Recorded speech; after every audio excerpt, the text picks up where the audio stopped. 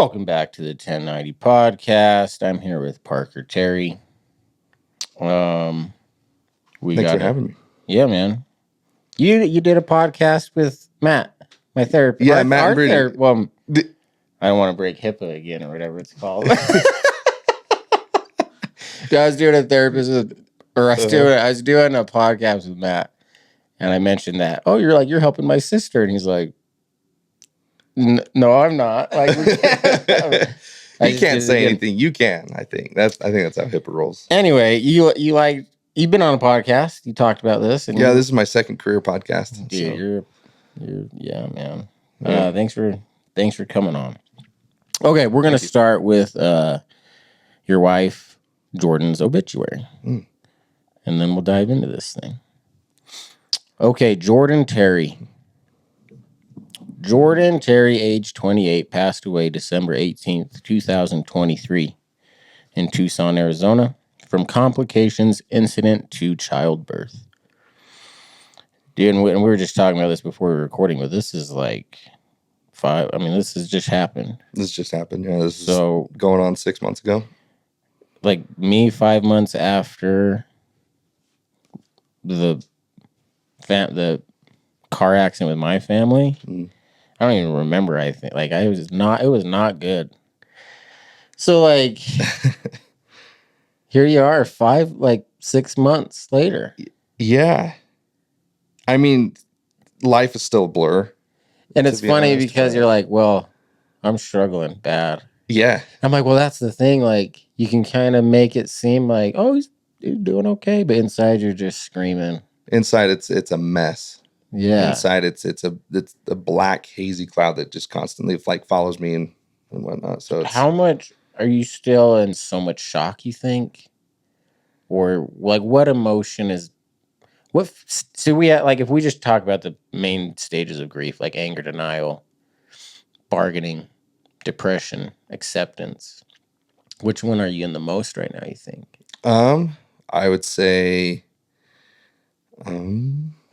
or is it just all of them? It's just all of them. Just all of them. It is and it depends on the day. Like someday it's hamster wheel, like you're just spinning through. Someday it's bargaining. Someday it's some.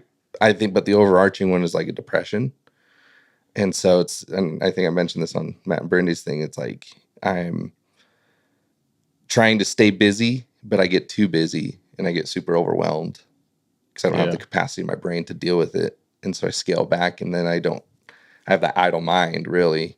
And then I get super sad and depressed, and then I hurt there, and then I get busy again. And it's just this, the hamster wheel is like round perfect. And round, round and round, and no balance, trying to figure out balance. Yeah, because, we interview people like it happened 5 years ago, 10 years ago, 20 years ago. Here it's just, it's just the other happened. day, basically. So I just want to commend you for, do you think you like podcasting so far? Do you think, I think part of the reason I liked it is it helped me with the acceptance. Because if I can talk about it, it helps my brain this actually did happen. Talking about it helped me get into the realm of acceptance. And I think that's part, and I don't know if I even really noticed that off the get-go, but I think now looking back through the journey of it, I think that's part of the reason I really liked it and need to keep doing it often is it helps me accept this thing. Yeah. Because it's really hard to accept. Do you have that? Do you think you have that similar thing, or why do you want to be on this podcast? Yeah. Because I sat down with Matt and Brittany just Monday. So dude. 6 days ago, 5 days ago. And because I started talking about this publicly a month or so ago because the manner, and we'll get into that. Get into it later, but the manner in which Jordan and Mack passed away was seen under negligence of a midwife, and so it wasn't supposed to happen. It was kind of allowed to happen, and wasn't really monitored. Like I said, we'll get into that. But when I first started talking about it, it was more of bringing awareness to midwifery and bringing awareness to the situation and trying to seek regulation and accountability for midwives. And so that's been actually really painful. And I've been having to go to Arizona and met with news stations because the news stations are picking it up, and it's been crazy. So I've been spearheading it through that angle, and it's been exhausting. It's reopening a wound, honestly. Yeah. And then I met with Matt and Brindy, and I went home that day, and I was like, actually, like, felt good.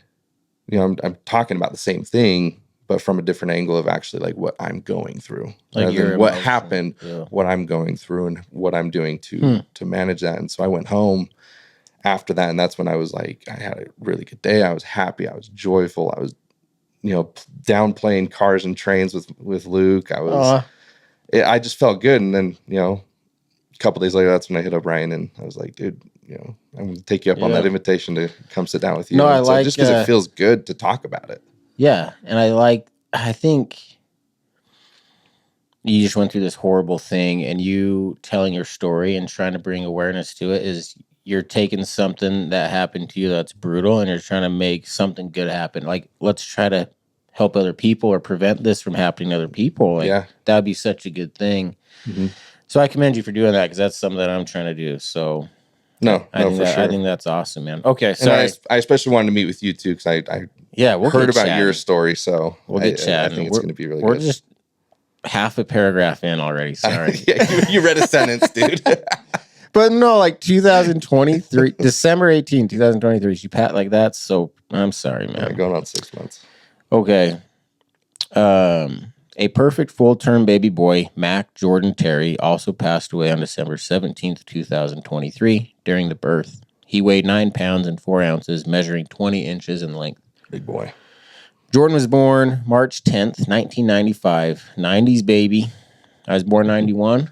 92. 92, Ryan? Yes, 92. 92. Growing up in Safford, Arizona, she was a happy and active child and was very inquisitive. She was courageous, strong-willed, and very stubborn.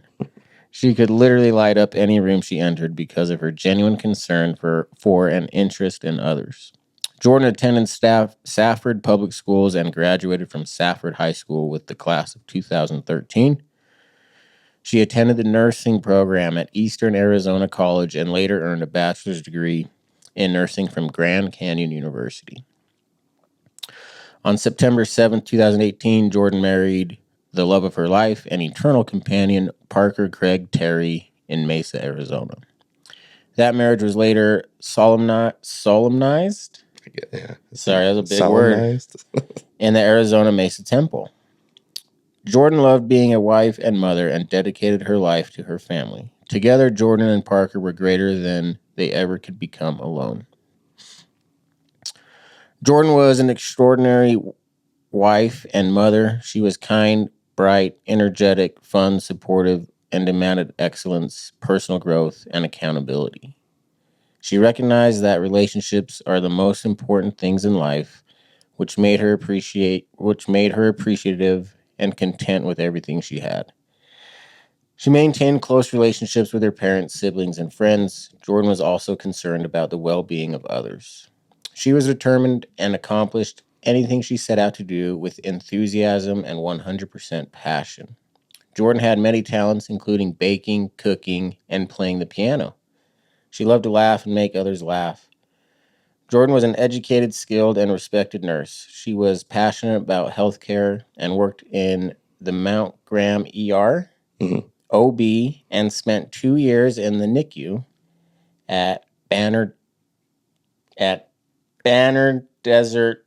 Her dream job. That was her dream job. Her dream job? Her dream job, working with babies. Dude, she's like the Arizona version of my wife, Courtney. Really? Like the same characteristics. She was a nurse, like worked in this, like very just, and like I love how that's crazy. She's all these things, but demands accountability too. Yeah. That was so Courtney too. Like the sweetest thing, but like also like get off your ass. What are you doing? Type like accountability too. Like loved it. Yeah, I'd be sick. You know, like sick laying on the couch and whatnot. And she didn't care. She was fine of me being lazy and whatnot for most of the day. And then by the time it was like 4 p.m., she'd come in and she'd be like, okay, you're done. Like you're good to go. You've been laying around all day. Like, we got kids to put to bed. I'm like, I can't even stand Jordan. Yeah, that's anyway. I just had to say that. So Yeah, I thought that. Yeah, like just reading this, like this is Courtney. Yeah, that's great. I didn't know that. Yeah, like I said, I knew that we had a little in common just because, like, the manner of which our stories happened, right, and whatnot. And but that's hilarious that it's going deeper. That our wives were very similar.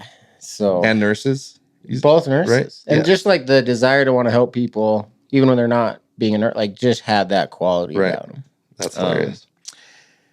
She was preparing to start her own business as a midwife and lactation consultant. Jordan made a real difference in the lives those she helped care for, as well as those she worked with. Jordan's passing leaves an enormous hole in everyone's lives that she rubbed shoulders with. She will be greatly missed. She leaves behind a legacy of genuine love for her husband, children, and all the relationships she held dear. She is survived by her husband, Parker, children, Ava and Luke, her father, Marshall, and Gilbert. Did I read that right? Yeah, so she has a birth dad and like a stepdad type of deal. Right on. And she was close with both. Mother Joey, mother-in-law Wendy, father-in-law Craig, sisters. I think we're good. Sisters and brothers and grandparents, great-grandparents, stepbrothers, stepsisters. Yeah, all sorts of stuff. Memorial service will be conducted. There you go. Dude, what was like? Do you remember like the week of the funeral, like getting ready for that? Not really. It's just a blur for me too. Yeah, I remember. Of course, I remember everything happening, and then I remember being in the car driving home from Tucson after she passed, driving to Safford, which was like 2 hours away, because it's a smaller town, like 25,000 people. Yeah. I remember just being in the car, just driving home alone, and just looking out the window. And I remember my whole family was there. They drove down from Utah. And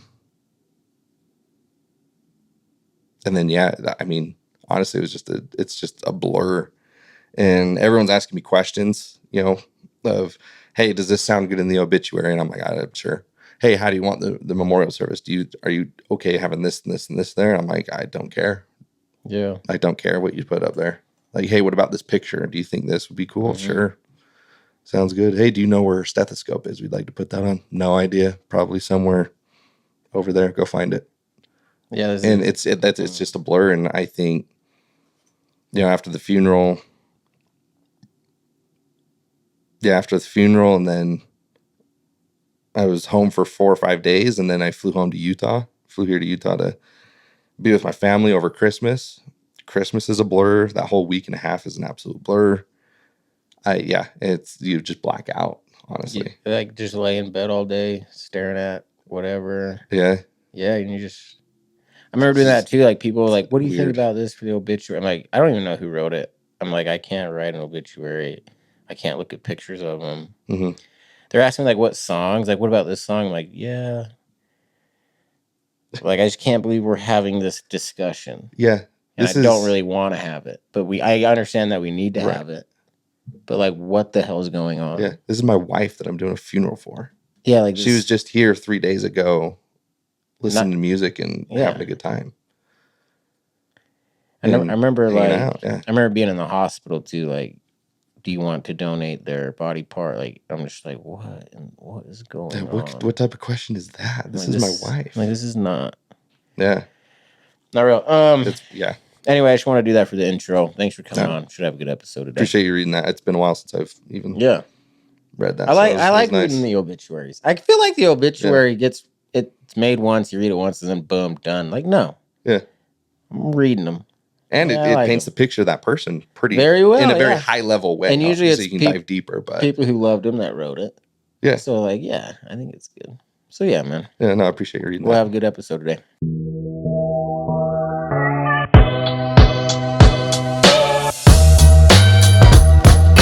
Life's 10% what happens to you and 90% what you're going to do about it. Welcome back to the 1090 podcast. Life's 10% what happens to you and 90% what you're going to do about it. Dude, kind of got into it in the intro. Yeah. Many questions I want to ask you. It's your story though. Mm-hmm. Where do you want to go from here? Where should we start? Dude, we talked about Jordan, just who she was on, like I said, a high level Where'd you meet her? and at a bar in Scottsdale.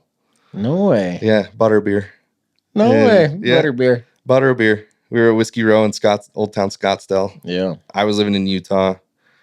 She was living in Safford, which is 2.5, 3 hours away from Scottsdale. I was down there to watch a couple baseball games. You're she a was up baseball there. guy. I'm a baseball guy. Top 4. Give me your real quick Mount Rushmore baseball players. Top 4. Dude, you got to put Shohei up there already. Obviously the Babe. I'm putting Barry Bonds in there, and I would probably go Ted Williams. I don't know who the first guy is. Shohei Ohtani. I don't know who that is. And then I don't know the last guy.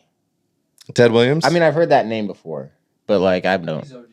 He's an old guy. Ted Williams, he's a Red Sox guy. Okay. Obviously, I've heard of the Babe. He had a stick. He would constantly hitting. Yeah. High batting average, home runs. Barry Bonds, you just turn the other way with the steroid thing? Like, nah. Steroids save baseball. You heard it here first.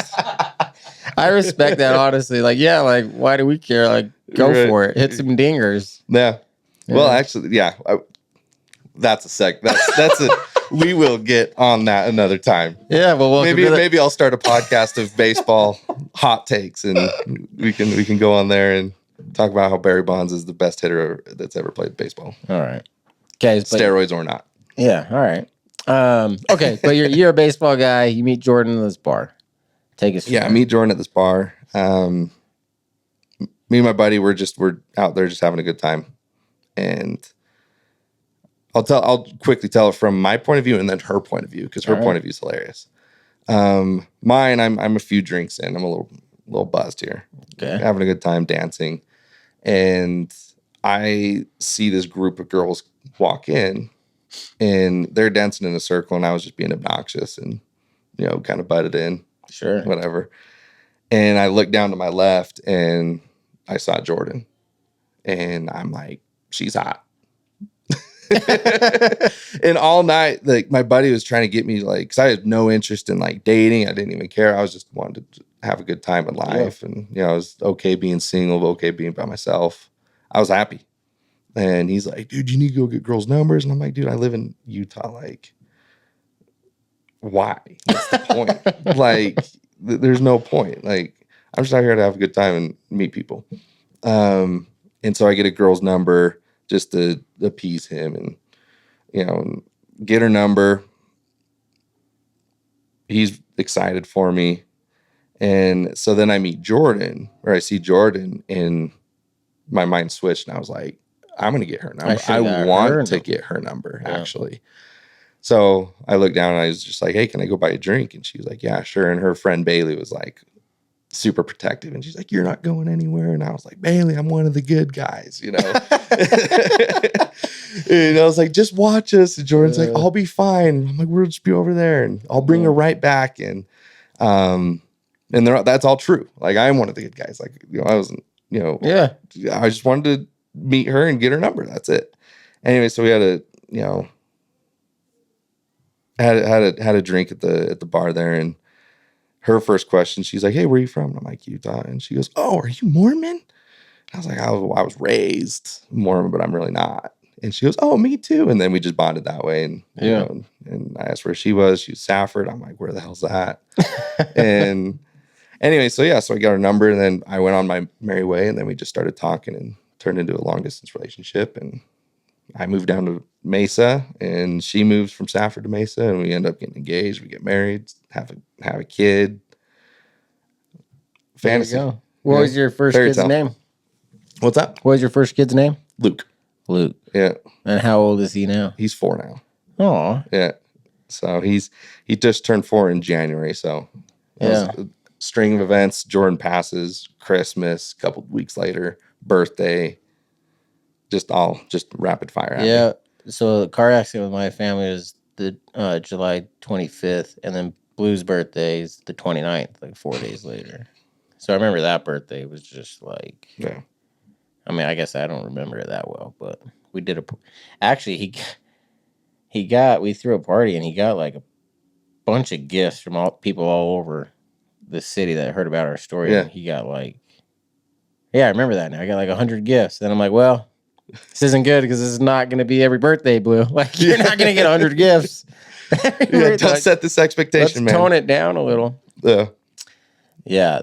And so what was, I just kind of want to ask about Mac now, but maybe we should get like what he went through. Your first son, Mac, right? What, or your, oh no, Luke. Sorry. Yeah, Luke. yeah. Like what, I'm just thinking about Luke now, like his. Okay, so can we dive into like maybe the day of? We'll do the day of. And why did you guys want to go with the midwife route? Yeah. First two babies were in the hospital. Yeah. First baby was a C-section. Luke was first baby Ava. Ava was a C-section. Luke was a VBAC, which is vaginal birth after cesarean. So you guys have Ava and Luke right now. Ava and Luke. Ava's my stepdaughter. Right. She still lives in Arizona with her dad. But gotcha. Yeah, so she had a VBAC, and then I think we mentioned in the obituary she wanted to be a midwife and a lactation consultant. Yeah. So she wanted to go through the home birth experience so that she can know what future patients are going to go through, so she can relate in her bedside manner and all that. Makes sense. Fun stuff. Exactly. Makes sense. But it was right before Christmas. And so wanted to have, of course, the memory of bringing Mac into the world, like with the Christmas tree and stockings and just kind of the Christmas magic. Yeah. So I wanted to create the memory, but she wanted to have that experience so that she could better help patients as she became a midwife. Yeah, you got to walk the walk type of mentality. Yeah.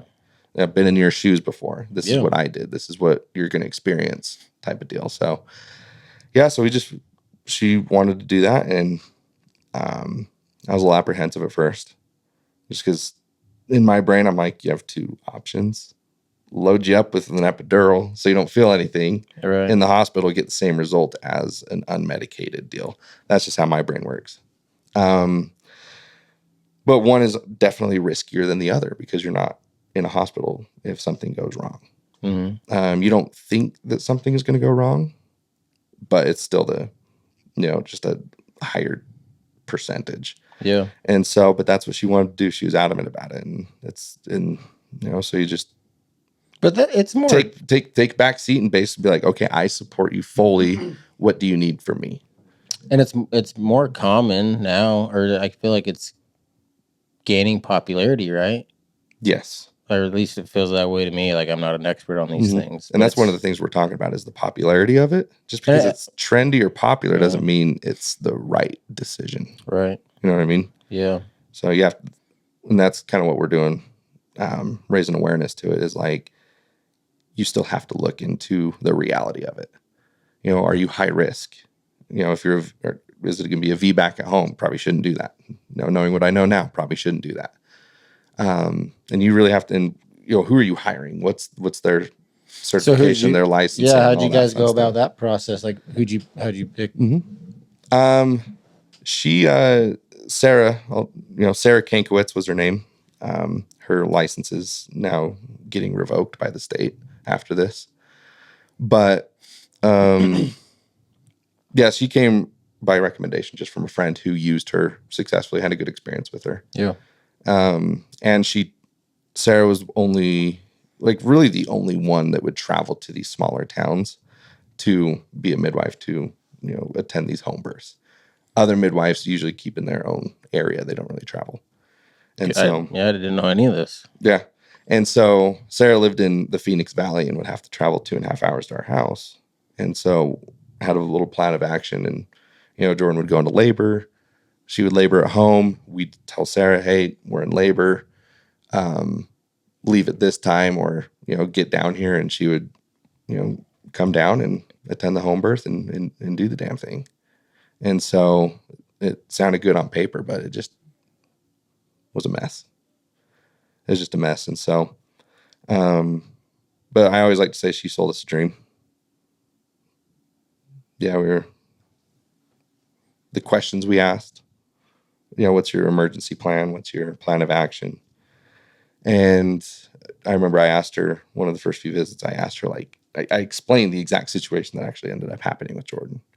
And she was like, oh, yeah, we're 5 minutes away from the hospital. I'm not here to deliver babies. I'm here to watch for the safety of mom and baby. I'm here to look for red flags, symptoms of anything going wrong. That's what I'm here for. And I was like, hey, right on. Let's do this.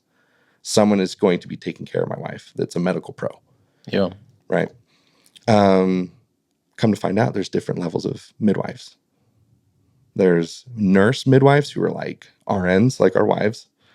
And there's certified professional midwives that take some classes and get some certificates and pass some tests. And now they're delivering babies. Yeah. So one's a lot more obviously qualified than the other, in my eyes. And Sarah was the CPM, that professional midwife. Dude, I'm so sorry, dude. Like, this is so messed up. It's messed. I just want to give you a hug. I don't really know.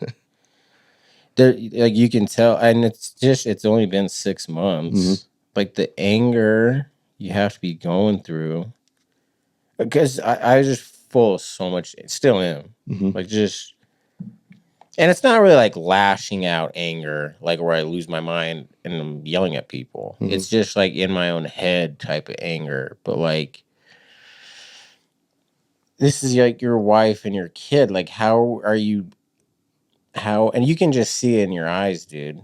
Like, and rightfully so. Like, how are you managing this amount of anger so fresh? Like, we're 6 months away. How are you making it through your day to day? Luke. Love that answer. Purely Luke. And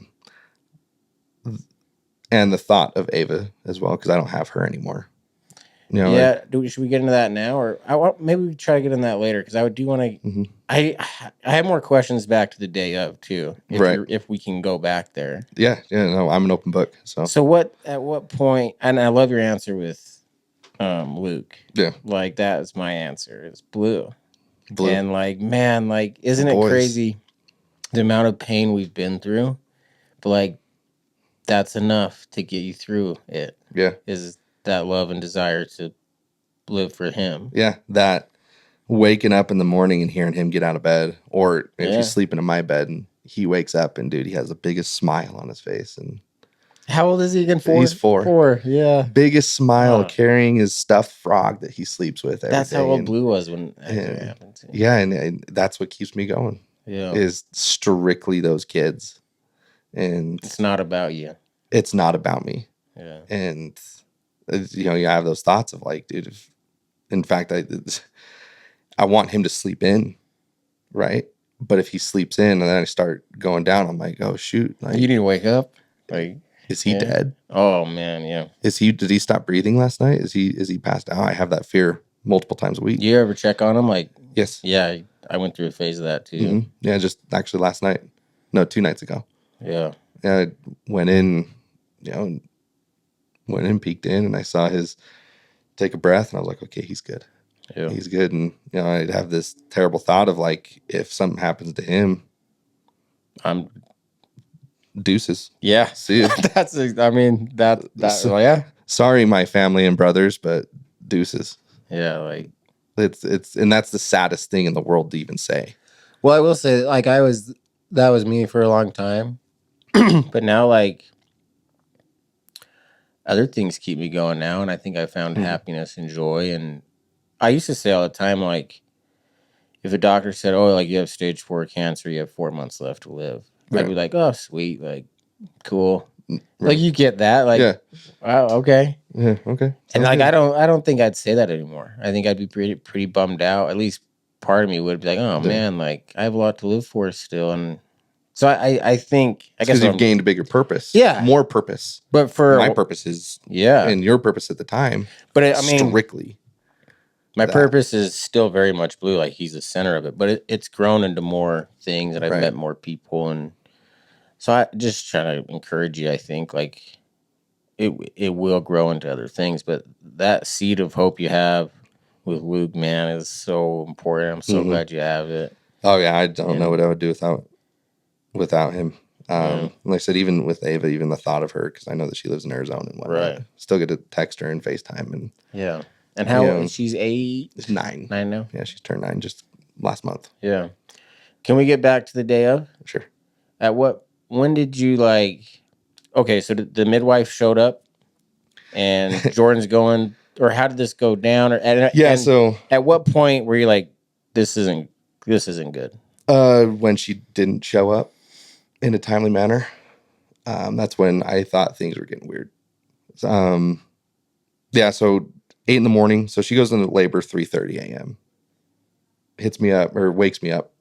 Not hits me up like I'm out somewhere. No. I'm having the baby. Like, all right, I'll be home soon. You get, don't know what you're doing. Yeah. No, she wakes me up at 6:30, saying that she's in labor. And I was like, no, well, what do we do? What do we do? And then I woke up and I was like, okay, time to get to business. And so great morning, happy morning, peaceful, calm.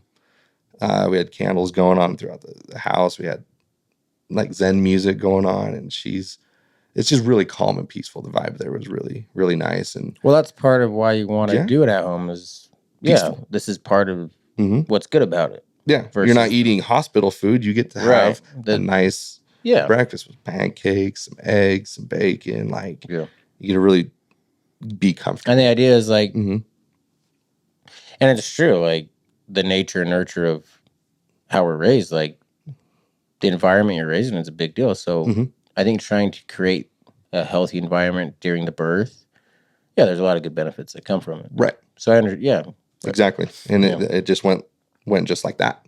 Got the kids to my mother-in-law's house, and it was just us. And then Jordan asked me, she's like, well, the way I'm feeling right now, let's get that birthing pool filled up. And so I know like we're 6 months later and we know what happened. So obviously it's a lot of grief and sadness, but like, you excited up to this? Like you're excited? Yeah. Like we're about to have a baby, right? Like you're not necessarily nervous or scared. You're thinking everything's good. Yeah. It's, I've been through a birth before already. So I'm like, let's do it again, baby. Yeah. It's, the whole month of December, we're like, this is the month. This is the month. We're, it's game time now. And so, but little nervous still because, it is a home birth. Sure. On my end at least. Even at the hospital, it's scary. Like, it is. Yeah. It is because uterine ruptures, spoiler alert, that's what happened. But uterine ruptures happen at hospitals. So, it's still a little scary at hospitals. And so, but I got the birthing pool filled up and she climbed in. It was 8 a.m. that I texted the midwife and said, hey, leave within the hour. She said, sounds good. 9:30 rolls around. She texts me and says, hey, just checking in. Do you need me to head down? And I was like, yeah, I told you to leave within the hour and it's 9:30. Yeah, get your ass down here type of thing. And her response back to me is set the tone for the rest of the day. In my eyes was, she said, okay, I need to stop at the post office and send out some birth certificates, and then I'll mosey on down. And I'm like, there's no urgency with this lady. Like, you're going to run errands first, and then mosey on down. Just kind of take your time. Mosey. I have the texts still. And mosey on down. And end up being just that, as she moseyed on down. She actually sent, what I learned later, was not even anybody qualified to be in a birth space. It's just a colleague, a friend of hers that lived in the area. Sent her in lieu of herself. So Kendra shows up. I'm like, who are you? She goes, you're kidding me. And she's like, oh, Sarah sent me. She's going to be here a little bit later, but she asked me to come by to bridge that gap. Okay, cool. Come on in, I guess. And weird. Anyway, it took Sarah, she showed up at 2 p.m. So I asked her to leave within the hour at 8 a.m. and she showed up at 2. And I'm sitting here with this Kendra girl who I've never met before, who's, I learned, isn't qualified to even check dilation, not to do anything. And she just sat there, and I'm like, and then this is weird. how's Jordan and Mac the baby? Like, how are they doing as this time's? They're good. They're doing pretty good. They're good. Okay. Yeah, she's just in labor, typical labor. And I'm stealing words from Jordan's mouth, so this isn't me. She's making the animal noises she expected to make with labor, but yeah, everything was going good. But Jordan kept asking me, like, when's Sarah gonna get here? When's Sarah gonna get here? And I just kept having to lie to her, really, because I didn't want to throw her mindset off. She'll be here any minute. Yeah, she'll be here soon. She'll be here soon. And then an hour or two rolls by. Where's Sarah? She'll be here soon. And so finally Sarah rolls up, and I'm like, okay, sweet. We can get this dilation checked, monitored, get that baseline, like get all this stuff, right? I didn't think clearly at that point. I just thought Sarah's here. Yeah. But yeah, so she rolls in, and before birth, or before the day even happened, Jordan told me, like, my role was to support her, to give her affirmations, to tell her to keep going. It's going to be painful. Jordan asked me to not let her quit. She's going to want to go to a hospital. She's going to want to quit. But she asked me specifically, Sarah is here to watch for my health. I need you to push me and keep me motivated. Sounds good. Yeah, we have that midwife here to watch for anything happening. Yeah. So I felt good about doing that. And yeah, there was no monitoring, never monitored blood pressure, no oxygen, no anything. She just showed up and had this little handheld mirror and would check for any progress. That was it. Yeah. And so, and Sarah was also given the same affirmations I was giving. So I'm like, hey, you got this. You got this. And then Sarah, after a little bit, hey, yeah, you got this. And I'm like, okay, is that what you're here for? You're just going to do the same thing I'm doing. Sounds good. Sounds good. I said sounds good as a sarcastic, but yeah, so basically when you asked, when did it get weird? Yeah, when did things start getting odd? It was like, okay, like, is their life in danger? Like, what? Yeah, at what point were you like, these alarms are going off in your head? Yeah, first one is, so Jordan loses color in her face. So she goes a little pale.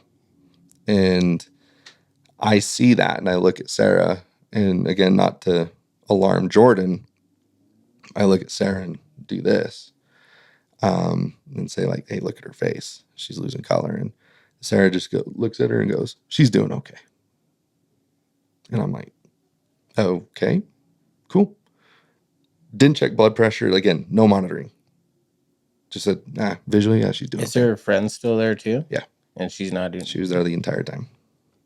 So it just kind of turns into, like, you're just watching a shit show. We're just watching this. Yeah. Everyone's just watching.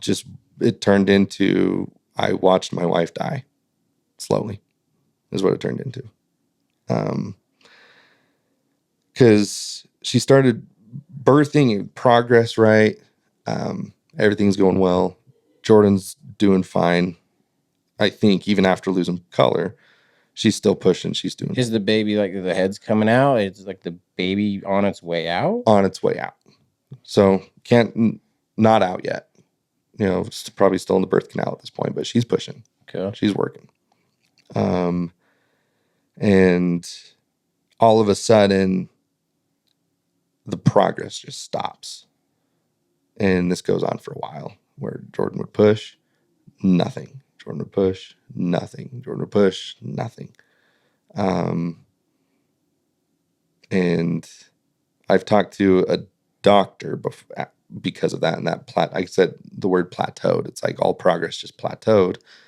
And I guess the proper term for that in the medical world is destationing. And that is a sirens blaring symptom of a uterine rupture, is the plateauing. So I noticed that, and I thought that was kind of weird. I'm like, why is it just stopping? You just don't stop, But we just kept going. And I believe that's when Sarah actually finally checked dilation after a few hours of being there. She actually finally checked. And she said the baby was right there, was in the birth canal. And so we just kept pushing, still nothing, pushing, still no progress. And then that's when just shit hit the fan, because I noticed her color lost again, right? Her lips turned blue. Her eyes started getting really spacey and rolling. She was losing strength in her arms. And I asked them again, I said, what's going on? And because I noticed the friend pointed to her lips to Sarah, and Sarah nodded her head and said, I see that as well.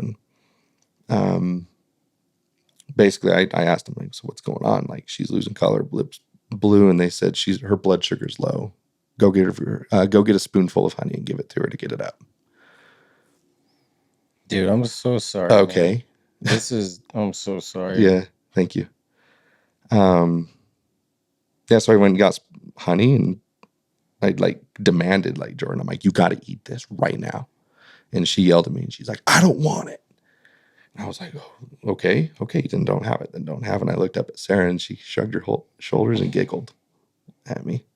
And I went into the kitchen. I just got pissed. I just started getting pissed and gathered my composure a little bit and went in. And that's when, very shortly after, I want to say 10, 15 minutes after that, that's when Jordan lifted up, and yeah, she leaned up on the birthing pool and just lost consciousness. Kind of like her last breath. Yeah, her last words were, call the ambulance, basically. She said, call them. And then she slurred a couple words and then lost consciousness. And so, yeah. I'm so sorry, dude. Just, this midwife just allowed me to watch my wife just die slowly in front of me. And yeah, so I ran into the room, packed my bag. You called the ambulance? Yeah, the midwife. Coming? Yeah, they called the ambulance, and they were on speakerphone with the EMTs. And I ran in and packed my bags, ran back into the room to see them lifting her out of the pool, and they dropped her. And that pissed me off again. Like, just dropped her on the ground. She slipped out of their hands, but she fell. I'm freaking out. I'm crying. Jump up again, and then that's when I noticed, to go finish my bag and like get shoes on and get ready. That's when I heard the Sarah tell the see, I can't even. That's when I heard that, yeah, we're starting CPR. And I looked in the mirror and I was just like, what did we do? What did we do? What's going on? And yeah, I ran in and they were doing CPR and had a breathing bag on her. And turns out the ambulance, the dispatchers messed up and sent the ambulance to the wrong part of town. And so we waited, and finally I went in the garage, opened up the garage and got my car, opened up the trunk, and I picked Jordan up myself and said, let's go. And put her into the trunk of my SUV, and midwife back there as well started CPR, or continued CPR, and we flew to the hospital. And yeah, the hospital that Jordan worked at, we should say. So we pull up, and I feel so bad for her, man. But her friends, her coworkers, her friends pull up, and the whole hospital's emptied out in the ambulance bay, and tires screeching because they heard 28-year-old doing home birth, and they were just like, that's Jordan. And so yeah. So by the time they got her, too late, or there was a chance, or do you? It was probably too late. It was too late. Yeah. We got there. Yeah. So we got there. They pulled her out, continued CPR, and took her right into surgery. Did the C-section, pulled Mack out, tried to resuscitate Mack, to my knowledge, and they weren't able to save Mack. And that's when they came out and told me, they're like, hey, come in. We have Mack. He didn't make it, but come spend some time with him. And so I got to hold him for a while. And that's a trip right there, man. That was a trip walking in and just seeing this baby that you're expecting to raise for the rest of his life and to be with for the rest of your life. And to see just a shell laying there, just a shell. And I was like, this 9 months, this is what we get. 9 months of waiting, this is what we get is I've just a body. And so I was able to wrap him up in a blanket and just hold him. How long do you think you held him for? 30, 45 minutes. Just crying? Just crying, man. Giving family their, opportunity to see him as well, but just crying. And then kind of the reality hit. I'm like, okay, Mack's gone. Jordan has a heartbeat. She's still there. I need to compartmentalize. Okay, take the baby. I need to go be by Jordan's side now. And that's when I got to go in the trauma room where they were working on her. And as soon as I walked in, dude, I knew, like, she's not going to make it through this. Just all the machines and hooked up and what she looked like. And I'm like, we're going to do everything we can, but I don't think it's going to work. So, yeah. Who was the first person you contacted and told? So I called her mom at my house before we were heading to the hospital. Quickly called her because she had the kids, and I said, she goes, and then that was the hardest thing in the world is because everyone would answer. Yeah. And they'd say, do we have our baby? They're expecting the great news. Yeah. Yeah. Do we have our baby? No. In fact, get to the emergency room because it's not good, And so I called her because she had our kids, and I was like, hey, you need to figure out something to do with Ava and Luke because you need to get to the emergency room right now. And I was like, I don't have time to talk. Just get there. So she met there, and then we got to the hospital, and I called her dad to get to the hospital. And then I called my parents and let them know. And again, same thing, like, oh, do we have our grandbaby? No, you don't. No, in fact, I need to let you know what's going on. And it was just, that was probably one of the harder things I've ever had to do. Just telling people, lop their legs out from underneath them and say, like, no, just kidding. No, your grandbaby's dead. Like, literally expecting one of the best news to get as a human. And it turns into the worst news you can get as a human. The worst, best or worst. The best day of my life turned into the worst day of my life. And I think that's something that we definitely have similarities with is I was so happy, man. I had this family and the job, the whole thing, and that's what you had too. And you went from about to have your third kid, family of 5, to now. I mean, and then because you were family of 5 too, right? I mean, not to get too far ahead, but then you can, Ava kind of gets distance from you too from the thing. Yeah, a couple days later, you're packing a bag and here you go to the legal parent. So you're like, you go from that to it's just you and Matt or you and Luke. Yeah, family of 5 down to what was supposed to be a family of 5. Yeah, down to just me and Luke, man. That's me and Blue. That's you and Blue. That's why when I heard about you, because I didn't, living in Arizona, I didn't really hear about your story when it happened. But hearing what happened, that's why I was so excited to like come on and talk with you because very similar. Very similar. Very similar. So how are we going to get through this shit show? That is the question that literally ask myself every day. I know. I was, me too. I was People are like, how do you do it? I'm like, I don't know. Yeah. You just do. That's the point of the podcast. I'm trying to figure out what to do. Do you have anything to tell me? I'd love to. No, in fact, I was thinking the other day, I was like, this is so weird because I'm so used to when you get hurt, when you go through pain, when you get sick, take some meds, rest, recover. I was thinking about, playing basketball, the amount of times I've sprained my stupid ankles and ligaments and all that fun stuff. And you just throw some ice on it. You know, give it rest and, you know, some ibuprofen and you recover. And I've had 5 sprained ankles, you know, torn ligaments, 1 fractured leg, and you recover and I'm able to walk. I can jump still, cut, move, do all that fun stuff. But this is like, you can't. It's so final. It's final. It's like there's no recovery from this. There's no getting back to where I was. Yeah. Like it's getting to a new thing, and it's a tough pill to swallow. There's never. This is something I'm going to have to deal with for the rest of my life. Yeah, you lose a job, you can get a new job. You get divorced, you can get remarried, all the things. Mm-hmm.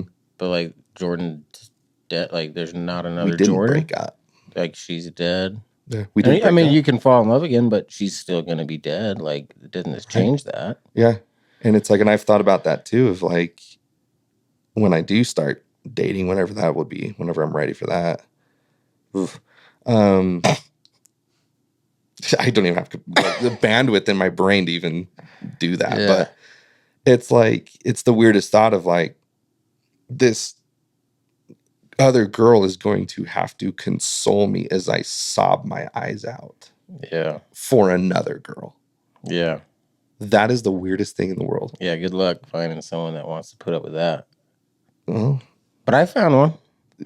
So there's hope out there. And that's the weirdest thing. I saw, this is my girlfriend. I'm like, what? That's possible? Yeah, it is. That's possible. So it's hope. There's hope there for it, because it's like now finding somebody is like, it's that's just filling a hole. That's really not, it's not productive at this point in my life. No, I like that. It's just filling a void. Right. I want to cannot be filled. I want to kind of get back to... Sorry, yeah, we got really sidetracked. No. I don't think that at all. But I liked how you brought up, like, the sprained ankle. Because we both grew up playing sports. Mm-hmm. And so I don't know if you have this too, but, like, there's this weird, frustrating thing with grief. It's just... Because, like, you brought up, like, the ankle point, like, you can recover or whatever. But, like... And, like, I think athletics has taught us, like, if you lose, you can learn from it.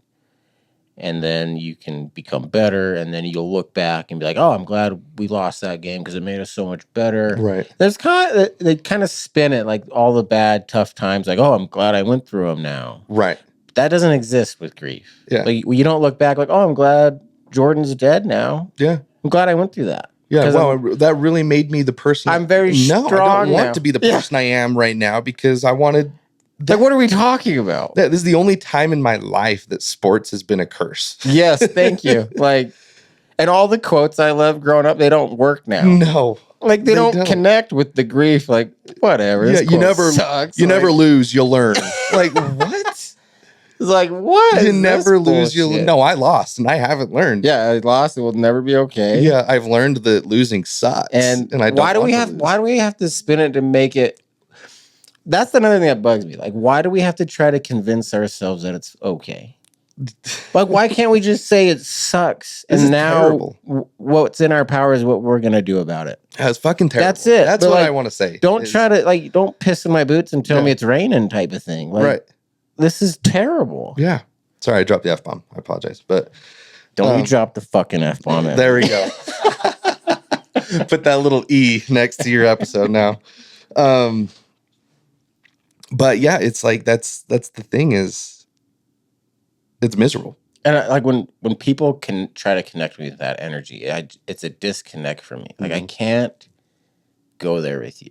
Did you ever get the question of, does it bring you comfort to know that they're in a better place? Did you ever get that question? Yeah, dude. Did it piss you off? Yeah, like better place? Thank you for bringing this up. Like, yeah. I don't know if they the better place is right next to my side. Alive. I think your wife and kid would want to be with you than with Jesus playing hopscotch or whatever it is. Like whatever it is. I'm with you. I don't get again, like I think it helps them. That's something I think that helps your perspective to look at my turtle, and I'm glad that works for you. Yeah. It's just not helping me at all over here. Yeah. I think it helps them figure out or feel that they are saying something productive. I think that they're doing something Yeah. that's nice. I think they're just there's well intentions. So I'm not ripping on anyone for their well intended comments, but no, I think that's just it's so funny. I think that's how they see it, is like, oh, like they're in a better place now. That's how they see it in their mind. So they assume that's how we, and like, maybe if I can just help them see that. Yeah. And it's like, what? Like, does Jordan think she's in a better place, or does she want to be with me? I don't know. And then weird. The way they passed away is so heartbreaking and frustrating. Yours too. Yeah, but like, I don't know, man. Because, like, I mean, yeah. And we don't need to do the comparison thing, but like, I didn't watch this thing unfold. I guess that's true. And like, they're late, all mosey on over. The shoulder shrug. Like, oh. Yeah. The amount of anger you have with that. The giggle. Because for me, it was just phone call, they're gone. And it's just like. Mm-hmm. Excuse me? What? But I wasn't like watching the face go pale and the whole thing. Yeah, it's crazy. In fact, I had a nightmare. I mentioned that giggle, dude. It was actually the nightmare because going back, after everything happened, Sarah was, leading up to Christmas, she's going to her church services, wherever she goes. She was sending me scriptures of grief and how to handle grief. And I'm like, shut up.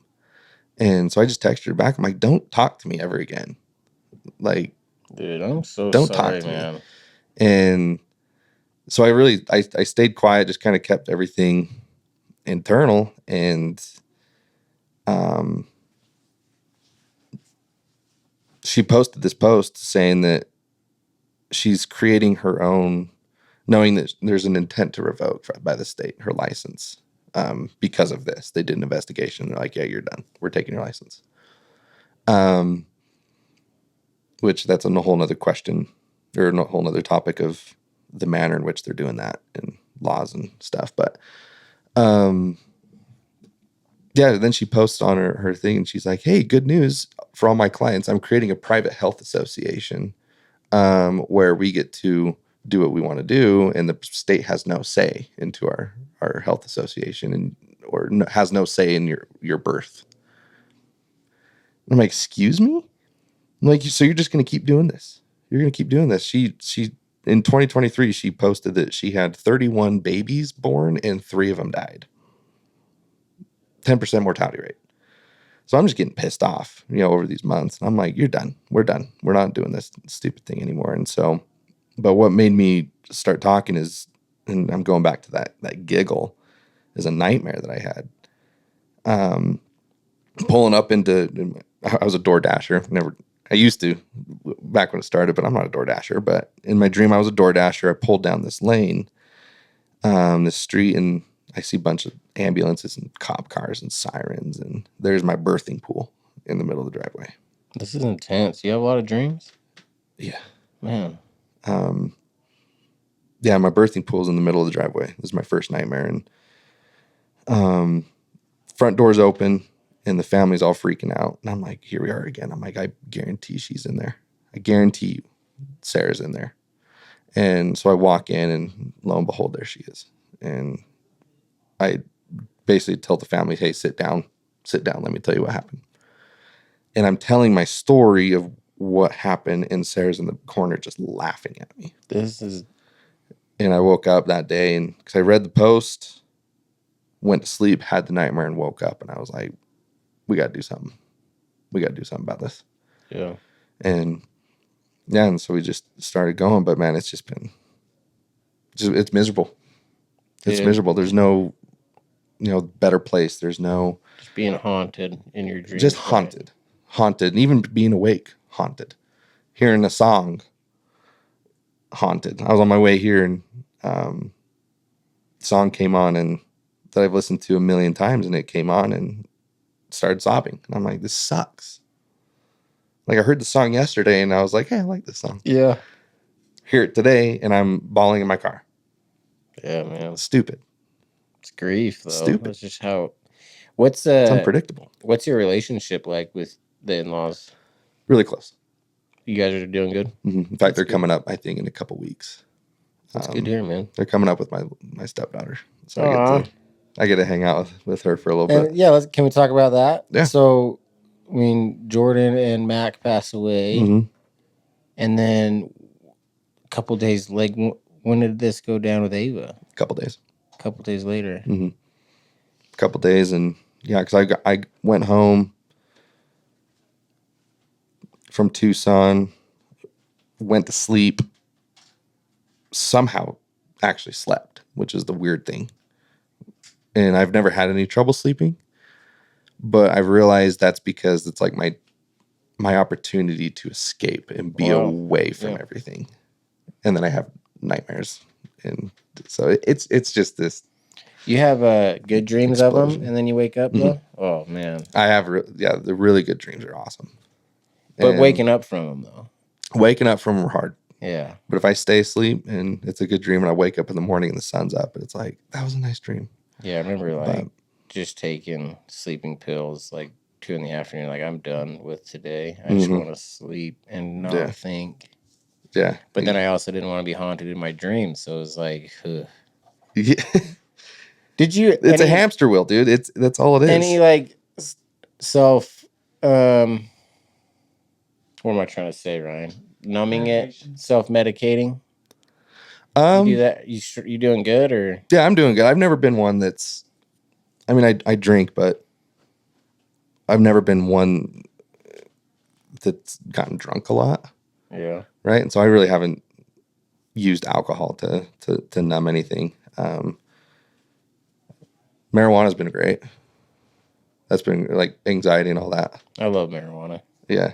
Yeah. I'll get anxiety and whatnot, and that's been wonderful to me. It's, getting ready to go to bed, anxiety, and I'm sitting in my bed, awake, can't fall asleep, take a little gummy, and I'm knocked down. I'm good. Yeah. So that's been wonderful. But yeah, no self-medication, no self-medicating. So I've luckily been. Sorry, I'm kind of jumping all over. No, you're good. I do want to get back to Ava, but yeah. So, what's your method of coping right now? Would you say just staying busy and working hard, or how are you getting through this right now? Dude, I've really taken to home projects.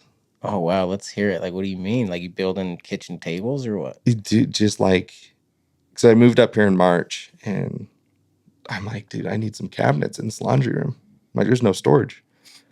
So I've been putting some cabinets in, building some cabinets. I was like, I don't have a linen closet, in my hallway. And I'm like, that's a good spot. So I'm like, hey, it's just creative juices. And so I love it. Dude. And I'm finishing my basement right now. And, I've been with the help of, my family who's done it before. I learned how to frame. And so we framed the entire basement. That's awesome.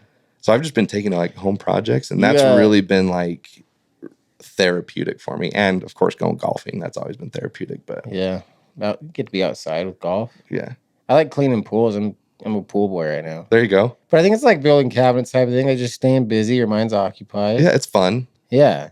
Yeah. Checklist type of thing, which is good for my brain. Right. And then just 6 months though. I just can't. I'm just trying to remember my journey 6 months later. So it's been what, 3 years? I'm coming up on 3 years, 3 dude. Years. I know. What the hell? I'm trying to make it to year 1. I know. Do you ever? All right, let me ask you. We laugh at this, but we're laughing through our pain, and it's amazing. Yeah. So all right. So obviously Luke, he gets you going. Yeah, he's your reason why you stay here. Back to Ava. But do you at the same time, just kind of think about dying though, or how often do you spend time in those thoughts? Because I think when I was 6 months, I was very much. Because that's why I laughed when you said, let's just make it to the year mark. Is I'm like, okay, I was just trying to think of things to not kill myself, basically. Yeah. And it's weird because, I don't think I'd ever consider myself, close to ever taking my own life. I'm not suicidal. Yeah. I wouldn't say I'm suicidal. I'm not on suicide watch. But like I would just kind of think of ways of how I could die, maybe. Yeah. And then maybe hope for him more often than usual. So I move into this neighborhood, right? And learn to find out there's 4 other families who've lost kids in this neighborhood. Shit. Wild. Talking with one of them, and it was just the other day, and we start laughing about it because talking just about this. Yeah. And I'm like, dude, there's times I think that like there's a home intruder. And I'm like, oh no. Yes. Oh no. Grab my son and be like, don't kill us. You know what I mean? And I'm like, don't do it. Don't do it. And it's like such a dark thought. But me and him were just laughing. We were just laughing about it because nobody, if you haven't experienced it, you think that we're just nuts. But if you've experienced it, it's so true. And I mean, there was one night that I was, the thought was actually really, really happening. And I just remember the room just started spinning. And I was like, whoa. Because the first thought was that stopped me, Luke. Right. It was Luke. Freaking Luke, man. Freaking Luke. Yeah. You know, saving my life and stuff and giving me purpose, giving me meaning. But yeah, so no, I was laying in bed and it was dark. Luke's sleeping in the other room and I'm laying in bed and I'm just thinking, gosh, I miss her. I'm just bawling. I'm crying my eyes out right now. And I was like, because I'm a believer in the afterlife. Whatever that looks like, I don't know. I don't care, but there's an afterlife. But I just remember thinking like, I can go see her right now. I miss Jordan. Dude. And I can go see her right now. Yeah. And my closet door was open, and that's where the little safe where my 9mm is. And I was like, yeah, I can just do it right now. Go see her. And I'm like, that sounds so nice to just go give her a hug. Just snuggle with her again and just feel her her hands and just be with her. And I just remember the room, just started spinning. And then the thought of Luke finding me and not knowing what to do. And I'm like, can't do that to him. I'll ruin his life. And I know that if I ever went through with it, I'd be like, Jordan, oh God, I missed you so much. And she'd be like, what the hell did you just do? Yeah, like, what did you just do? You just left Luke down there alone? She'd be pissed at me. And so, so I hopped up and flipped on lights and turned on the PlayStation and just reset and just played some video games. Good thing you don't drink. And that's the scary. You had drinking or pills into that or something. So close. Yeah. So close to doing it. You holding Luke and saying, "Oh, I hope you." That's just, it's such dark comedy, but like it is dark comedy. No, it's so good though because that is. If you do it, make sure it's both of us, but please don't. Yeah, you know? I remember. There's like this big rope swing in Moab, Utah. You can do. There's like a 400-foot drop. Like it's intense. Mm-hmm. And I just remember, like, man, like if this rope doesn't work, like. I'm so close to seeing him. Like I'll just see him. Like that's just where my mind goes. It happens like, all the time. And it's just like, all right, and I jumped. Like, whoops. Yeah. That's passing cars on the highway, and you're like, whoa. Well, hopefully, there's not a semi coming up. That would be rough. I love that I love that you can appreciate that you have that side, but then also like you have Luke, so you never do it type of thing. Like, It's hard for me to find people that get that. So it's so refreshing talking to you about it because I don't feel like a crazy person. That's what you do. You feel like a crazy person. You feel like you should be calling Suicide Watch hotline, and people probably watching this. I'm not on Suicide Watch. Don't call. Yeah, but it's just dark comedy, but it's reality that we have to deal with. How long? How many months till you started talking about it? With Matt or the news stations or because it took me a while to talk about anything, and I think it's pretty end cool. of April, so end of April. 4 months. And was it just your anger, or what do you think made you talk so soon? I think it's a couple things. One, Jordan was all about, or obituary mentioned it, and Courtney, right? Yeah, you would understand it with Courtney. Accountability. Yeah. Jordan wouldn't have taken 4 months, 4 or 5 months to talk about it. We're just laying in bed still? Like, we're just gonna do this still all day? Yeah, exactly. Poor me? Yeah, poor me. No, she would have been the next week saying there was negligence. This was allowed to happen, and standing on the state capitol steps with the protest sign and being like, we got to change something. She would have been doing something. Yeah, that's how I think about Courtney. Like, they'd be doing something. So it made me want to, I guess that's what Jordan would want me to do, is seek change, seek accountability, seek better regulations so this doesn't happen to other people, better the process, better the system. So I kind of felt like I had that responsibility to do that in her remembrance, in her legacy and memory, whatever word you want to use with it. But two is I've always wanted to help people. That's been my life. My dream job is to be a high school teacher and a baseball coach. Yeah, that's why I was a high school basketball coach. Were you? Yeah. Here we are. That was my dream job. But obviously, maybe we can do a weird double date, like me, Courtney, you, Jordan. Somehow we'll go on like a spiritual double date, like at the cemetery or something. Yeah. But that was my dream job, but it doesn't pay well, and so I obviously didn't do it. It doesn't pay enough. It does not pay well. You're right. No, you can't make a living off of it. Those who figure out a way, fantastic. I'm jealous of you, but I couldn't figure out a way for it. But because I wanted to teach and help, these kids, but also in a sports sense, teach them, help them progress in, that sport in baseball, but also prepare them for life. So I've always wanted to help people in whatever way that was. And so, yeah, now I have this opportunity where it's like, I can, in the midwife community and regulations, I can maybe spark some change in that to become better regulations, because the United States of America in 2024, the laws regarding midwifery are terrible. They could just go and do anything they want, really. And so, but if I can share my story of what happened, at least if I can't make a change on the law side, at least I can help people who are wanting to do home births research and look into it properly, instead of following just some trend or popular thing to do. Actually, let's do it properly. I can help you with that because I've been through the worst. Yeah. But also doing these podcasts, figuring out the talking is helping me. One, the biggest thing, it's helping me talk about it. But two, it's like, hopefully there's someone that's going through grief can, relate. And like what you're doing is actually really helping me. Because you actually said a quote that I saw, because Ryan on Monday told me. Oh yeah, we need to talk about that. Yeah. You said a quote and I'm like. Wait, who said the quote? You did. Okay.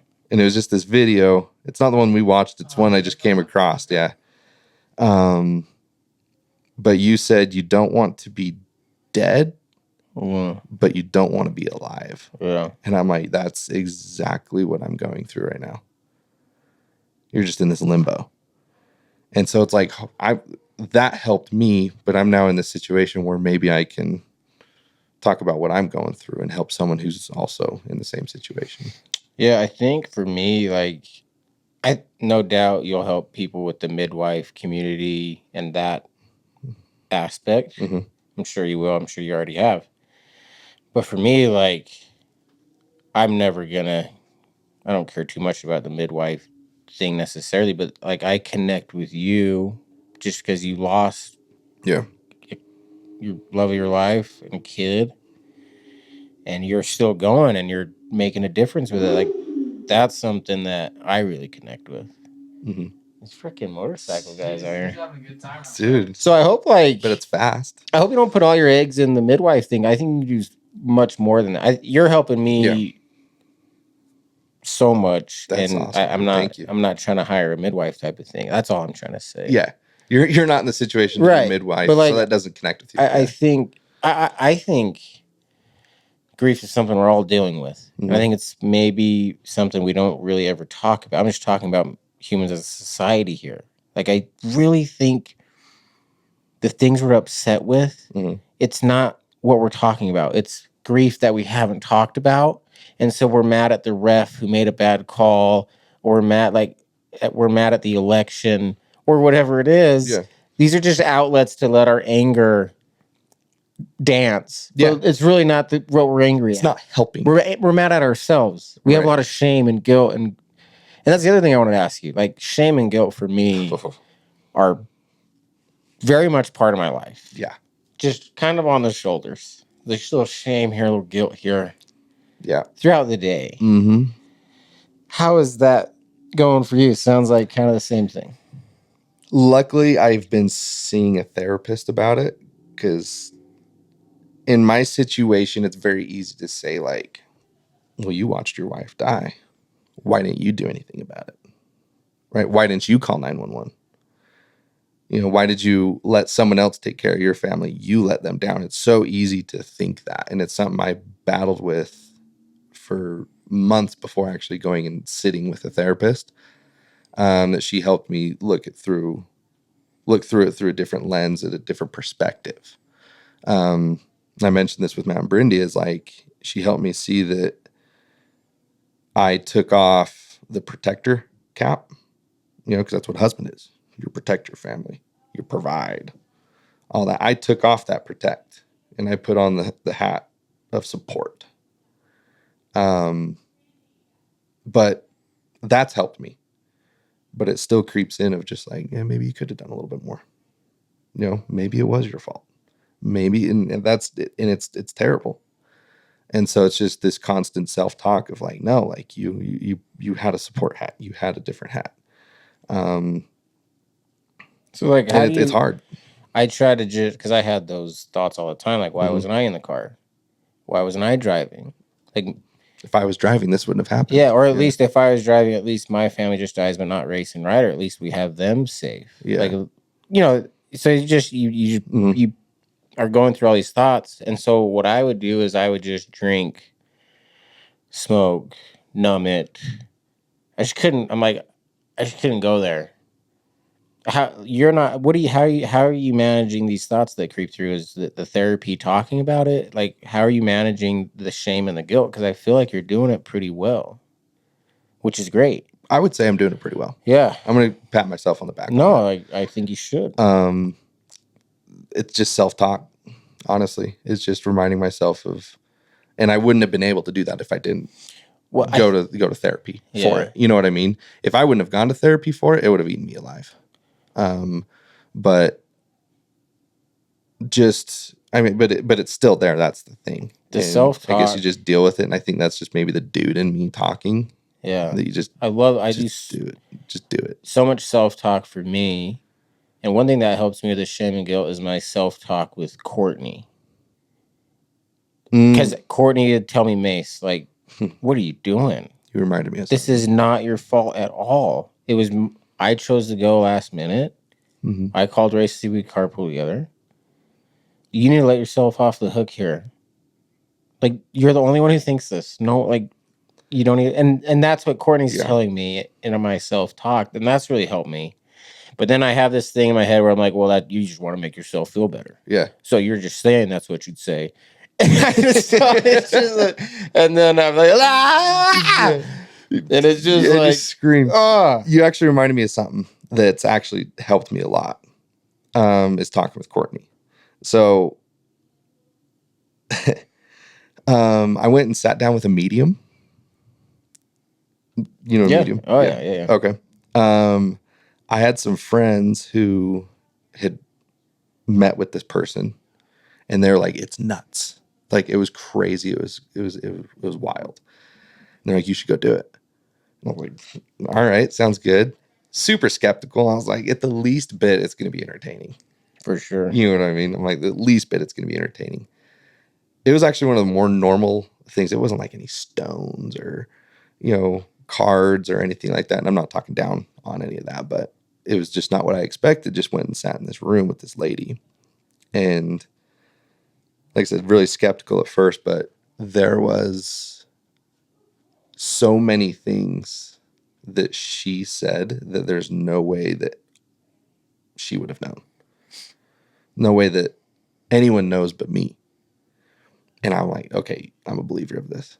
Wow. I'm a believer of this. And there were a lot of things said in there that were, quotes like, don't, from Jordan in this, through this, from Jordan through this medium to me. Don't beat yourself up. It wasn't your fault. You couldn't have stopped me. I wouldn't want my babies to be with anybody else. A lot of quotes like that, like I said, skeptical, but very, very specific things that made these quotes of like, this is real.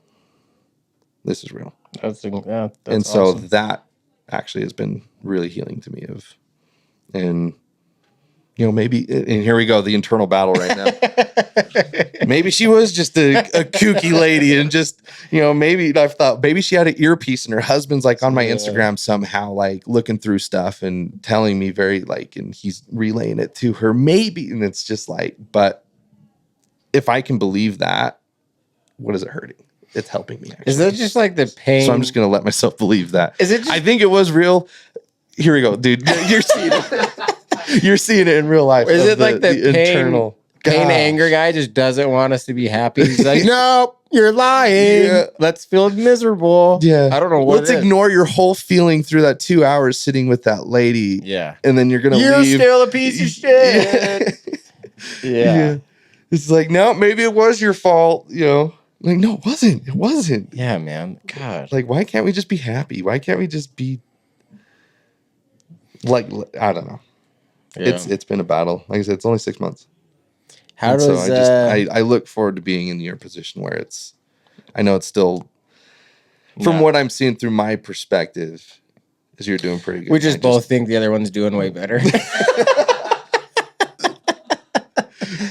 You're right. It's just looking at us, just thinking you two are both a couple nut like jobs, dude. It's the whole thing. Like if everyone put in their burden in the pile, everyone would pick their own out type of thing. Yeah, I don't know if you ever heard of that, but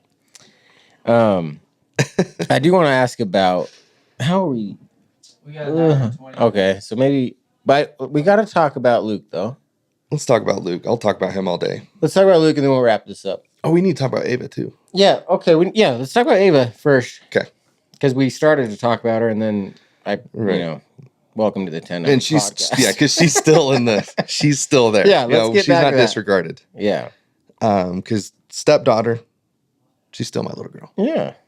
She lived with me for 6 years. Yeah. I helped raise her for 6 years. Mm-hmm. She's a rock star, dude. She's a rock star, and I hope she listens to this one day. Cause I'm just so proud of her.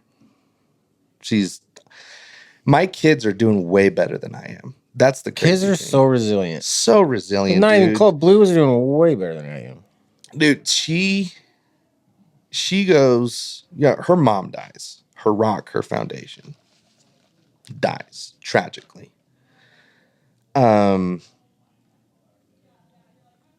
She finishes her quarter. Her quarter ends. She's A's and B's that quarter. She goes into her last quarter. She's in third grade. She goes into her last quarter, which just ended. Makes the principal's gold list for grades, and all A's and 1 B. And I'm like, excuse me? And here I am just trying to figure out like, Don't kill yourself. Don't And she's just getting A's. And she's just getting straight A's is what she's doing. And, and she texts me and Says Jordan, man. Jordan wouldn't let it be any other way. Like, no, you get your ass in there and get an A. Exactly. And she has Jordan's genes for sure. And she's killing it. And I look up to her a lot. And I miss her, honestly, every single day. But I'm excited to see her. Yeah, what's, how does it work? Like, you get to see her? How's that? Legally, I have 0 rights to her. Yeah. But luckily, working through my in-laws, who I mentioned my basement getting finished. That's why I'm finishing my basement so that they can come. Do you have any relationship at all with the biological dad? Like at all? Or is that just a dumb question? We're connected, but I guess my question is like, does he have like? would he try to help you see her occasionally? Is kind of what I'm getting at. Through my in-laws. Yeah, so Yeah. he's cool with that, I guess. Yeah, through my in-laws, and so, but they're bringing her up, and so, Well, that's cool. but she has her own phone, which I think it's too young for her to have. Because she's what, 9? Yeah, she's 9. 9. So when Jordan passed and they got her a phone, I was like, that's the worst thing in the world. You know, my dad thing kicked in. I'm like, she's 9, she doesn't need an iPhone, and yeah, it's turned out to be a great blessing for me. Hopefully it's okay with her, but because I have this direct route that we can FaceTime her and text her, and so yeah, she's still my little girl, man. That's good. And I look up to her, and I'm proud of her, and she's killing it. Yeah, she's killing it. That's good. She's on swim team. She's on the company dance team down there. Just she's rocking it, man. She's sad. She texts me, whenever she's sad. She, I miss mommy and whatnot, and we'll text back and talk about it. It's so good that you guys talk about it. Yeah, a lot of people don't. She's awesome, especially with kids. Yeah, I mentioned the Buffalo thing on Matt and Brindy's deal, which that's when they brought you up. Oh, cool. Buffalo. I didn't even know about you in the Buffalo. Oh, yeah. You don't? Did you tell him though? Not like you didn't know. Oh yeah, Didn't know I had no idea. Mm. It's just something that just keeps coming up. It's a good analogy, and so it's wonderful. I never heard about it either. It's helped me so much. I never heard that analogy either till my grief journey started either, and it's so good. So good. And maybe that's why I think it's good, is because I'm on the other side of the grief now. I probably heard exactly. it like, and so and I'm proud of her because I taught it to her. I talked to her a while ago, like really, really soon after Jordan passed, and I'll look at her, and because I saw her just like about a month ago, and so she's like, "Yeah, I feel sad, sometimes." And I was like, "All right." I was like, "Well, what do you got to be like?" She goes, "Be a buffalo." Oh, I'm like, "That's right." So good, man. That's right, man. So she's killing it. Luke's doing great too. Again, I look up to him just because he's always so happy. He just wants to just play cars, but he still lets me know that he misses mom every single night. That's like his bedtime routine. He's like, I'm tucking him in. He says, "Lay with me." I'm like, yeah, 100%. Oh yeah, Blue's a snuggler, man. Yeah. Oh, dude, this kid snuggles. Best snuggles. I'm gonna take advantage of it. Yeah. Until he's like, "All right, I don't like you anymore, Dad. I'm a teenager now, and now you're weird." Yeah. That's going to be the worst phase for me. Like, grief all over again.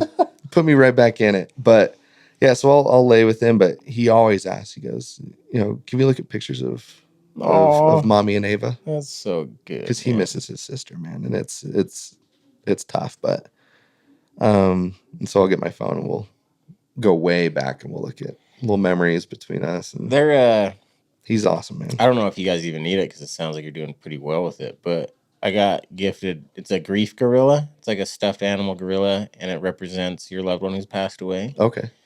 And you just keep it in the house or in their bedroom. And if they ever want to hug them or say a message to them, they just tell And I think it's such a good outlet for kids to talk to them or about them. But it sounds like you guys are. One thing I did do is very similar to that. And this actually came from my medium appointment, so people are going to be thinking I'm crazy. Nah, well, who but cares? Yeah, welcome. I am crazy. All these talking. Yeah. But no, so I went to Build-A-Bear. Excuse me. I went to Build-A-Bear and for both Ava and Luke, because I have a voicemail. Oh, wow. I have 2 voicemails. One is Jordan singing happy birthday to me. Yeah. Keisha, my sister-in-law, did this with my brother, Race. Yeah. Yeah. So my birthday was in May, and so that was like the best thing in the world, and I listened to the happy birthday voicemail of Jordan singing me happy birthday. That's so good. The coolest thing in the world. See, for me, like my anger I would listen to it 10 times in a row and love it, and then 11th time I'd throw it over the fence, and like my anger, I just couldn't. My anger gets. It's unpredictable, dude. Yeah, like shut up. Yeah. So, but there's another voicemail where she just called me, and she says, "Hey, babe, miss you, love you, hope you're having a good day." So I went to Build-A-Bear, and I cut out started it after the "Hey, babe." And so, and I recorded it and put it into stuffed animals for Ava and Luke. And so they pressed the hand that says, "Miss you, love you, hope you're having a good day." I love that. And so, and when I saw Ava about a month ago, she had her little Build-A-Bear bunny and snuggling with it. Yeah. How'd you tell Luke? I told them both at the same time. You just said, My 'cause mom. that had to been so hard. So it was very interesting. It was when I was in the hospital in the ICU. The hospital had a grief child counselor person there, Yeah. and they came and gave me a bunch of books and like a little packet to help me. But the biggest thing she said is she goes, "How are you going to?" She asked me how are you going to tell them? And I was like, I don't know. Like tell them that their mom just passed away. She goes, let's talk about this. She goes, kids you need to be careful with the selection of your words. She goes, some people say mommy is lost. And she goes, well, you can't say that because, well, let's go find her. Mommy passed away. What does that even mean to a little kid? What does passed away mean? And she's like, you need to speak in absolutes with them. She goes, it's hard, but it's the blatant truth. And I'm like, okay, what does that sound like? And she goes, mommy died. Just because died. This is a real thing. This is not reversible. You can't go find them. You can't do this. It's died. Yeah. So I asked my mom to help me, be there with us. And so the next day, and this is going to be something I'm very interested to hear Ava's point of view as she gets older of this day. But she was with her grandma throughout the whole thing. She finally comes home. Right, I go and pick her up. We get home. My whole family's there, dude. Our house is packed. Ton of people. And it's like people from Utah. So coming in, and it's just like everyone's like, Ava, Luke, hey. And everyone's just like, and they're like, hi, like, what's everyone doing here? This is crazy. I see you guys twice a year. Right. And now all of you are in my house in Arizona. Weird. And so she was saying hi to everyone. She was happy to see everyone. And then when it kind of died down, I noticed she was kind of like confused because she didn't see mom. And so I was like, hey, come on. So we went to my room and I asked my mom to come. Like I said, come with me. And I just sat down. I was just like, I'm sorry. And I just said, mommy died. I just said it absolute. And I just started sobbing. And Ava started crying. But like not even like a full cry, just like a kind of like shock. Like tears in her eyes welling up, but like just kind of shock, like what? And then she started crying and she came over and we were hugging. And I noticed Luke was very interesting. He didn't know what was going on. He doesn't understand the gravity of this. Yeah, he's 4. He was mirroring how Ava was reacting. So if Ava cried a little harder, he would cry a little harder. When she would calm down, he would calm down. And so I was like, basically that was kind of the reality hit of like, how I react to this is going to depend on how he reacts to this. Yeah. How Ava reacts is going to be how he reacts. And going back to the questions of how we're dealing with it, it's just like, I just try to be an example for Luke. Because I guess if I'm laying in bed and drinking myself to death, and he's going to grow up and that's how he's going to think we cope with things, is he's going to drink to death. He's going to lay in bed. He's going to do all this. I feel like I'm interviewing myself. Oh shit. 2 years ago. Everything is based on I'm not Luke. kidding. I'm like, This is like, crazy. This is me. Yeah. Wow. Did we just become best friends? Yep. John Stamos. Yeah. Oh. We're blazing that shit up every day. Wow. That was like a weird deja vu. That's wild, but man. with another person moment. Which my whole family, just to give you a peek, speaking of stepbrothers, like we always laughed that we were the stepbrother. Yeah. We were Derek and his family. Because we'd all like sing like one of the songs. I mentioned this song that I was Your voice is like a combination of Fergie and Jesus. Songbird of our generation. I'm not just some guy. Yeah. I'm not just saying. Dude, but we'd have songs like the song that I was crying to today that I mentioned earlier was Stick Season. You all know Stick Season. I know, God love it, dude. But I was the bass drummer in the car, so I'm driving, and then when the bass drum hits, I was sitting there. Oh yeah, doing that. Luke was in the back playing air guitar.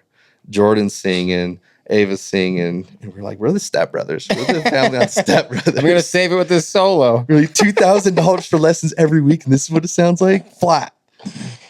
Oh, eat shit, Derek. That was a great. Yeah, no, seriously, that was like that's crazy. That's if you like. That's we what was could going find through me your on a eyes, huh? podcast somewhere 2 years ago, and that's what I said. Like that's it, man. We're an example to our kids, man, and I'm gonna falter. I have faltered, but I think good advice Matt told me, my therapist, was, you do got to cry in front of him sometimes too, because he needs to know it's okay for you to cry and that you are sad. And I'm like, yeah, that's you're smart. That was good to say to me. That's the best cries is when your kids hold you. Yeah, they're so resilient, like we said too. Like they just sit there and hold you, man. They're so strong. And it's funny as me as a 32-year-old adult that I'm letting my 4-year-old hold me as I cry into his chest. Yeah. And like the power that kids have as a 4-year-old. You've only been on earth for 4 years. You learned how to walk 2 years ago. Year and a 2.5, whatever. Yeah. And you're consoling me. Pretty cool. That's the coolest thing in the world. Kind of messed up, like not how it should be, but that's how it should be. It's very but cool. Like the power of that, dude. The power of our children is incredible. And same that resilient, scrappy, whatever you want to call ourselves, that just their presence keeps us alive. Yeah. I love it. Just kids, man. We end every episode with top 3 favorite movies of all time. Oh yeah, baby. But before we do that, anything else you want to say on the podcast? Make sure we don't want you driving home. You're like, damn it, I should have said that. Yeah, no. No, I mean, we mentioned like the news stuff. My social media's kind of become like if anyone's interested in seeing the news stations and what's going on. And dude, I'm doing it on TikTok, Parker Terry 13. That's kind of where, if you're interested in following it and seeing where it's going, that's kind of where I'm keeping it all. We have many listeners that want to follow. Yeah, so Parker Terry 13. Parker Terry 13 on TikTok. Yeah, on TikTok. So I think we should have you on like next year and just see how you're doing a year from now. No, that's not what I want. No, that'd be interesting. Because you're only 5-6 months. Right? No, really, we should do that. Yeah, next June. Next June, we'll hit you up and like, hey, let's chat again. Yeah. And see where your grief's evolved and how Ava's doing and how Luke's doing or back. They're probably going to be fantastic. Oh, man. Maybe Blue and Luke can meet each other. Is Blue's how old? He's 6 now. He's 6? Oh, yeah. He'll be 7 soon. And Luke's good at playing with older kids. Yeah, that'd be awesome. Grew up with an older sister and whatnot. So, maybe I'll come down to St. George for a golf trip, and one of those days we'll get together. Yeah, man. Okay, top 3 favorite movies then. Dark Knight. Oh, right out of the gate. There we go, right out of the gate. That's no brainer. Dark Knight. I'm a comedy movie, dude. Comedy movies, classic. Step Brothers. I've seen it probably 45, 50 times. But I'm going to have to go Dumb and Dumber is up there. Classic, dude. And I love golf. Happy Gilmore. I love Happy Gilmore. Harry, I took care of it. Oh, just a couple baseball cards. That was an inside joke with me and Jordan. A couple baseball cards. Beauty. Yeah, just be like, because she would do our budgeting. She's our finance person. She'd be like, we only have $100 each this pay period. Next day, she'd go on Lululemon and buy like $400 worth of stuff. And I'm like, what happened to our budget? I'm like, where'd you get the money for this? And she goes, I sold some stuff. A couple baseball cards, Petey. So, no, dude, yeah. So Dark Knight, Dumb and Dumber, and Happy Gilmore, probably 2 of my 3 of my all-time Yeah, favorites. that's quite a list right there. Broad spectrum. Yeah, Happy Gilmore's. What are yours? I know it's your podcast, but I can't believe yours. I'm like a No Country for Old Men, Pulp Fiction, Fight Club, Gladiator. Yeah. Just like all the ones most people pick. I like. Let's see. What are some unique movies I like? You're a comedy guy. You said. What's the last comedy funny? movies. I haven't seen a good funny. Lebowski. Dude, The Big Lebowski. The Dude. Probably my favorite. That's movie. like your opinion. Thanks, dude. Rye, yeah. I think I've seen I could watch The Big Lebowski every day. Yeah. For the rest of my That's life. a good one. But Happy Gilmore and Dumb and Dumber. They're coming up with Happy Gilmore 2 soon. Oh, Throwing it that on might be a Netflix. mistake. They might be able to pull it off, dude. If they put them on the senior tour, Happy and Shooter on the senior tour. That's the thing. Like, Shooter McGavin is one of the best villains of all time. He really kick him off the tour, Doug. Yeah, exactly. Like, Shooter McGavin. Shooter. this is golf, not a rock concert. Go back to your shanties. Like, he's a vile guy. Oh, Shooter, I thought you said we were gonna be friends. Yeah. I'll be at the Red Lobster. You eat pieces of shit for breakfast. Gold jacket, green jacket. Who gives a shit? It was so good having you on, man. Thank you, Mason. We'll have you on Appreciate again. it. And Ryan. Yeah. And life's 10% what happens to you, 90% what you're gonna do about it.